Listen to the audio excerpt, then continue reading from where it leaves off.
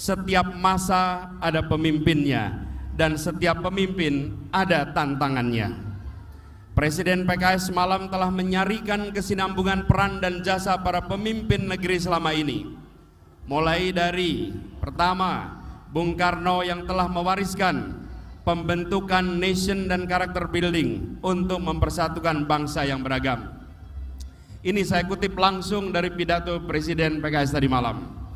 Yang kedua, Presiden Soeharto yang mewariskan pembangunan yang berkelanjutan. Kemudian Presiden Habibie yang menjunjung tinggi kebebasan dan upaya pemajuan demokratisasi. Lalu Presiden Kiai Haji Abdurrahman Wahid atau Gus Dur yang meneguhkan nilai-nilai keberagaman dan toleransi. Lalu Presiden Megawati yang menjadi simbol bahwa perempuan juga memiliki hak dan kesempatan yang sama untuk menjadi pemimpin di negeri ini. Lalu kemudian Presiden SBY yang mampu menghadirkan stabilitas nasional dan memajukan demokrasi, serta Presiden Jokowi yang telah melakukan percepatan pembangunan infrastruktur di berbagai pelosok negeri. Ke depan, tugas dan tantangan kita untuk melengkapi, meluruskan dan memperkuat pembangunan bangsa, terutama di bidang pertumbuhan ekonomi kerakyatan, supremasi hukum, penguatan demokrasi, pemerataan kesejahteraan, serta menghadirkan keadilan sosial.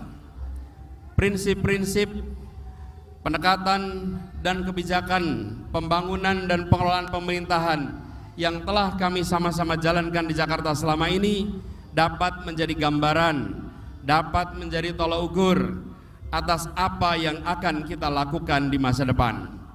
Oleh karena itu, sering kami katakan, bila ingin melihat apa yang akan dilakukan seseorang ke depan, maka lihatlah rekam jejaknya, karena rekam jejaknya adalah prediktor terbaik untuk masa depan.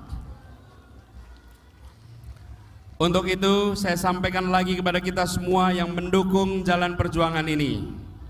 Dalam kerja ke depan, kita tidak perlu membuat hoaks. Kita tidak perlu memaki-maki mereka yang menyerang. Kita tidak perlu mengarang-arang, dan kita juga tidak perlu melebih-lebihkan capaian. Kenapa? Karena kita percaya diri dengan rekam jejak. Kita percaya diri dengan rekam karya. Kita percaya diri dengan rekam gagasan yang ada selama ini.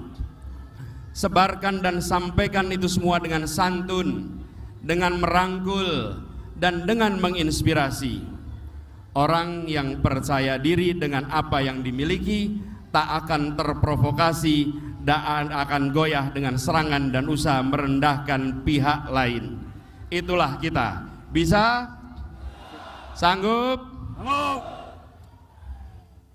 Politik kita adalah politik keadilan dan persatuan. Keistimewaan Indonesia bukan sekedar terletak pada keragamannya. Ada banyak bangsa lain, ada banyak negara lain yang lebih beragam dari Indonesia, baik jumlah suku maupun bahasa.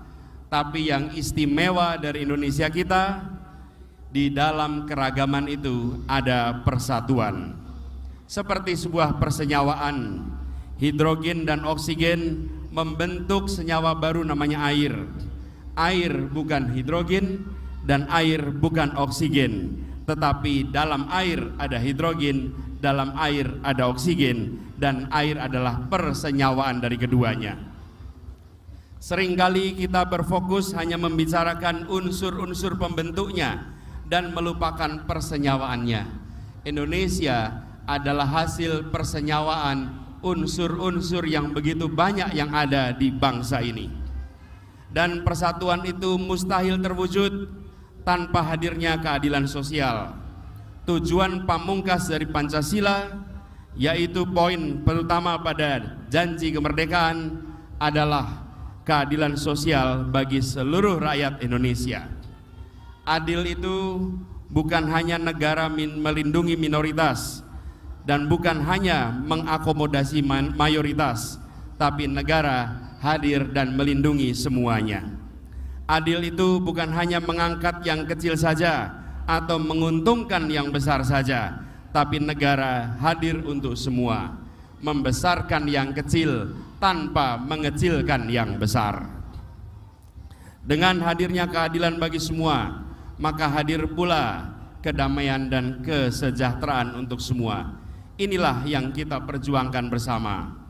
Setelah 5 tahun bersama dengan PKS di Jakarta, kini telah hadirkan semangat Jakarta maju bersama.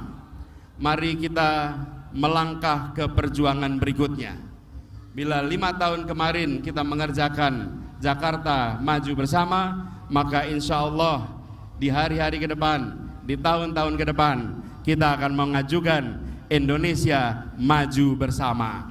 Maju negaranya, bahagia rakyatnya.